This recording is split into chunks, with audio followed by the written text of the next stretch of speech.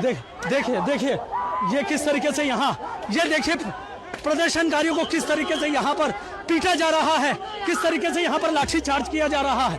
आप एक तस्वीरें देखिए, ये यहाँ पर घायल हो गए हैं।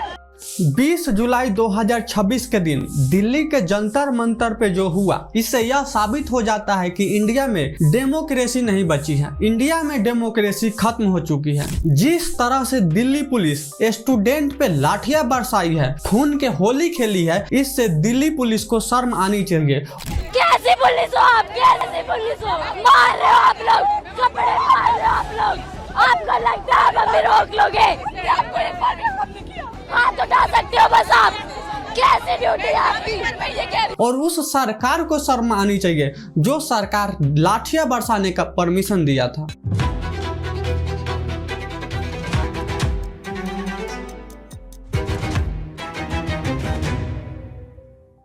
जिस तरह से स्टूडेंट पे लाठियां बरसाया गया है, इससे यह साबित हो जाता है कि इंडिया में डेमोक्रेसी खत्म हो चुकी है। देखो, इस पर हम बात करेंगे, लेकिन इससे पहले हम बात करेंगे कोकरोच जनता पार्टी के फाउंडर विजेता दहिया और उसके CEO अभिजीत दीपके पर। इन दोनों ने बहुत दिनों से प्रोटेस्ट जंतर मंतर पर कर रहे हैं और पूरे देश को, लोगों को, पूरे देश के स्टूडेंट को इन्वाइट किए कि आओ जंतर मंतर पर हम संसद तक प्रोटेस्ट करेंगे। और 26 जुलाई 2026 को पूरे देश से स्टूडेंट संसद भवन तक पहुंच गए। और उसके बाद यह विजेता दहिया क्या कर रहा है, पूरे देश के स्टूडेंट को अकेले पीटते हुए छोड़ के खुद घूम रहा है, खुद बर्गर खा रहा है। इसने पूरे देश के स्टूडेंट को बुलाया लाठियां खाने के लिए और खुद गायब हो गया। सबसे ज्यादा तो इसको शर्म आनी चाहिए। देखो, मैं कोकरोच जनता पार्टी के समर्थन नहीं हूँ, लेकिन इसका मतलब ये नहीं कि मैं धर्मेंद्र प्रधान के इस्तीफा नहीं चाहता। मैं सोमनाथ वांगचुक के समर्थन हूँ। मैं चाहता हूँ कि धर्मेंद्र प्रधान इस्तीफा दे।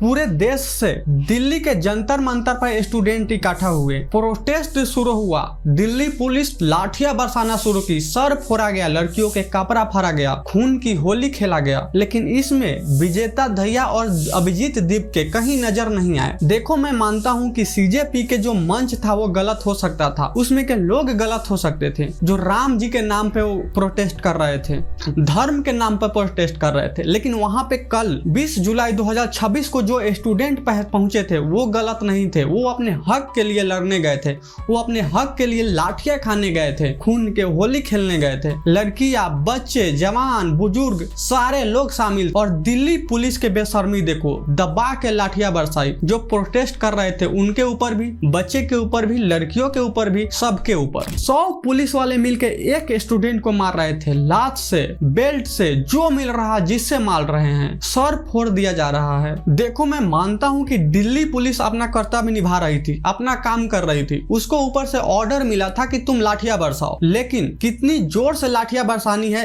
इसका ऑर्डर नहीं मिला था। दिल्ली पुलिस की चॉइस थी लाठियां बरसाना, कितनी जोर से बरसाना है इसकी चॉइस थी। देखो, तुम्हारा ऑर्डर मिला था लाठियां बरसाने का, तो थोड़ा धीरे भी बरसा सकते थे। ये स्टूडेंट थे, बच्चे थे, अपने हक के लिए लड़ रहे थे। नीट पेपर लीक ना हो इसके लिए लड़ रहे थे, बेरोजगारी के खिलाफ लड़ रहे थे। और यहाँ पे सरकार को भी सोचना चाहिए, जितना ताकत, जितना पावर लाठियां बरसाने में सरकार खर्च की है, थोड़ा सा भी खर्च स्टूडेंट से बात करने में कर लेती तो यह नौबत नहीं आता। और सरकार को लगता है कि इतना से ही लोग मान जाएंगे, प्रोटेस्ट होना बंद हो जाएगा, तो सरकार गलत है। यह बस शुरुआत है। अगर ऐसे ही पेपर लीक होता रहा तो हर जगह प्रोटेस्ट होगा, ऐसे ही बेरोजगारी बढ़ती रही तो सरकार भी उखाड़ दिया जाएगा। और जिस तरह से दिल्ली पुलिस लाठियां बरसाई है, जिस तरह सरकार अंधा होकर देख रही थी, सरकार को और दिल्ली पुलिस को शर्म आनी चाहिए।